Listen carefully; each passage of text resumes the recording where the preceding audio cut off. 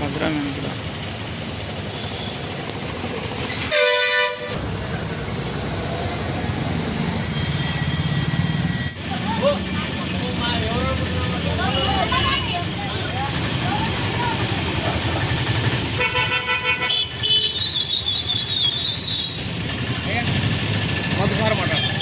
ఆరోగ్యం ఇప్పుడు ఇస్తున్నాను.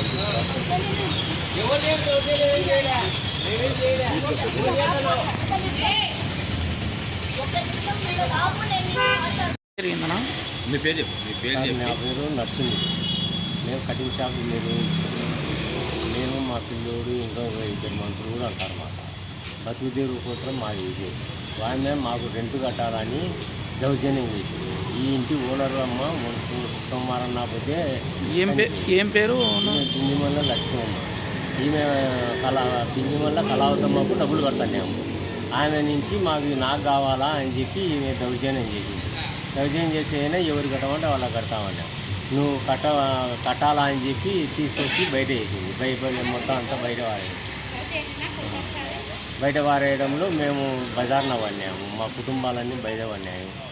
ఈమె ఇట్లగిన చేసేయనే మేము సావడానికనే సిద్ధము. అట్లా చేస్తాను సార్.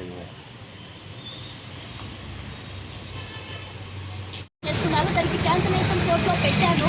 అది క్యాన్సిల్ కాకుండానే వీళ్ళందరూ మంగళవారిని రెచ్చగొట్టి మంగళ షాప్ అతన్ని రెచ్చగొట్టి నా మీదకి దౌర్జన్యానికి వీళ్ళందరూ ఇంతమంది వచ్చారు. చూడండి సార్, ఒక్క ఆడమనిషిని సార్ ఈ సామాన్లు ఎవరు నేను తీసేపించాను సార్. నాకు రెండు కట్టట్లేదు. మా అత్తమ్మ తర్వాత నాకు ఇవ్వాలి. నాకు ఇవ్వట్లేదు సార్. నా పేరు మీద ఉంది సార్. మా లాయర్ కావాలని నేను మాట్లాడచ్చు. రెండు కట్టా అంటున్నాడు సార్. మా కట్టారు అంటే దానికి ప్రూఫ్ ఇవ్వమనండి. మా లాయర్ వస్తారు, మీరు మాట్లాడమని చెప్పండి సార్. ఇంతమంది వస్తున్నారు, ఒక్క ఆడమనిషి మీద సార్. సామాన్లు బయట కరెక్టే కాదండి సార్. ఎన్ని ఓపిక పట్టుకుంటారు సార్, చెప్పండి మీరైనా. ఒక్క మనిషిని నలిపి ఎక్కడో శ్రీనివాసం వెంట పోయి నా భర్త చనిపోయాడు సార్. వాళ్ళు నా మీద దయదర్చకుండగా మంగళ షాపాన్ని దగ్గరికి తీసుకొని నా మీదకి ఉసిగొలిపి ఇన్ని బాధలు పెడుతున్నారు సార్. వీళ్ళు ఏం చేయాలి? ఎట్లా బతకాలని చిన్న కొడుకు సార్. సార్ కట్టినారంటే చూపియమనండి సార్. మా నాయన కూడా ఎందుకు వద్దంటారు సార్, చెప్పండి. మా నాయన కూడా ఎందుకు వద్దంటారు సార్. అన్ని దొంగలు పుట్టించినారు సార్. వీళ్ళు దొంగలు పుట్టించి ఇంతమందిని నా మీదకి ఒక్కదాన్ని ఉసిగలిపినారు సార్.